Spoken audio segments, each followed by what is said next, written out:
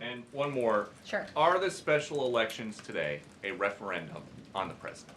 I think first of all, as you know, I'm a government employee now, so I'm not very much allowed to comment on elections that are taking place. That's something to get used to, having just been on the campaign trail for quite some time.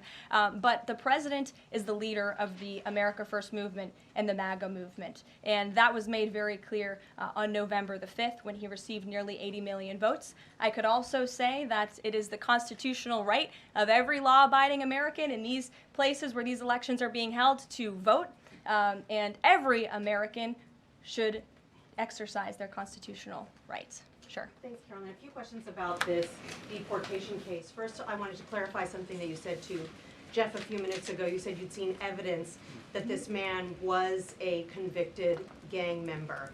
In what court was he convicted and for what?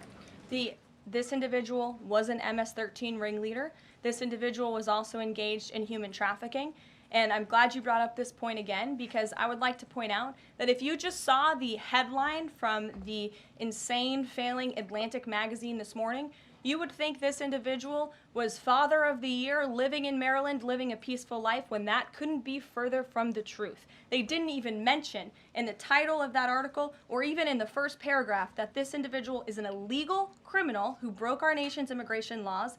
He is a leader in the brutal MS-13 gang, and he is involved in human trafficking, and now MS-13 is a designated foreign terrorist organization.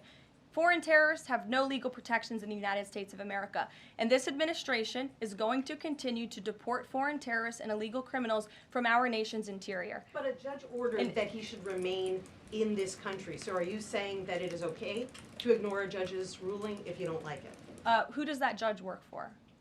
He's an immigration It was an judge. immigration judge who works for the Department of Justice at the direction of the Attorney General of the United States, whose name is Pam Bondi, who has committed to eradicating MS-13 from our nation's interior. And let me tell you why we've made this commitment. MS-13, may I remind each and every one of you, is a brutal and vicious gang. They raped and strangled a 20-year-old autistic woman to death in Maryland. They hacked 4 people to death with machetes in a park on Long Island. They have kidnapped, sexually tortured, and shot a teenage girl in Texas after she insulted them.